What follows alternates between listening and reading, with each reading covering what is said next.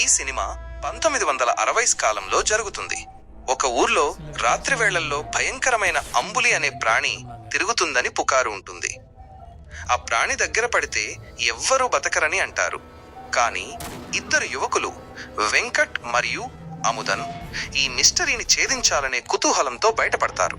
వారు అడవిలోకి వెళ్లి అంబులి నిజంగా ఉందా లేక అది కేవలం మనుషుల భయమేనా అనేది తెలుసుకునే ప్రయత్నం చేస్తారు. దర్యాప్తులో వారు ఆ ప్రాణి వెనుకున్న సైన్స్ ఎక్స్పెరిమెంట్, హ్యూమన్ మ్యూటేషన్ గురించి షాకింగ్ నిజాలు తెలుసుకుంటారు. చివరికి ఈ సినిమా భయపెట్టడమే కాకుండా మంచి థ్రిల్లింగ్ ఎక్స్పీరియన్స్ ని ఇస్తుంది. ఈ సినిమా భారతీయ సినిమాల్లో మొదటి స్టీరియోస్కోపిక్ తమిళ movie. Thrilling screenplay plus mystery feel కలిగి ఉంటుంది.